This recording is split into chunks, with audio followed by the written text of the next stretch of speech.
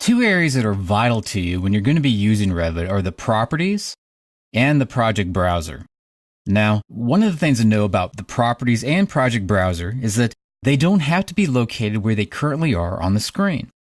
If you click on just the title of one of them, you can hold your mouse button down and then you can drag this off and then let go, and you'll see that the properties or the project browser, depending on which one that you selected, can get pulled off. It can then get moved to another spot on the screen. It can go to another monitor if you want. So as a result of that, you can do all of your drawing on one monitor. And if you have a second monitor, the project browser and properties can be over there on the other monitor, just sitting out there in space.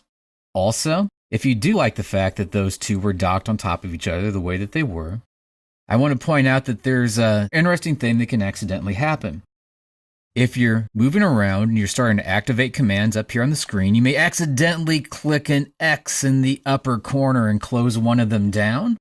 If one of them ever gets closed down, it's not immediately evident how you get that to be brought back up again. So to get them back, come up here to the View tab, select on User Interface, and then look for the one that does not have a check mark next to it. In this case, it's my project browser, so I'm going to put a check next to it, and we can see that the project browser has come back. If I happen to be working in here again and accidentally close properties, I could do the same thing. Come underneath User Interface and put a check mark next to properties.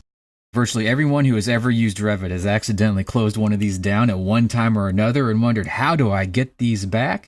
And that is the answer. Come up to View, User Interface, and then put a check mark next to the appropriate thing. Finally, I also want to point out that these can both take up the exact same spot on the screen as well. In order to do that, you just select on one of these bars, pull it over so they're sort of directly on top of each other. And when you do that, the project browser and the properties will have tabs down at the bottom of the screen.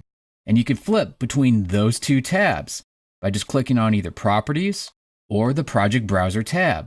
So you can have them either on or off by clicking on the little X's. If you want to turn them back on again, you can come over here to the user interface and put a check mark next to them. And if you want to have them docked on top of each other, which is the way that I usually prefer to work, then you can drag them directly on top of each other, let go of your mouse button, and then the project browser and then the properties buttons will be down here at the bottom of the screen, and then you can just click on the appropriate tab to execute the appropriate tools over on the side.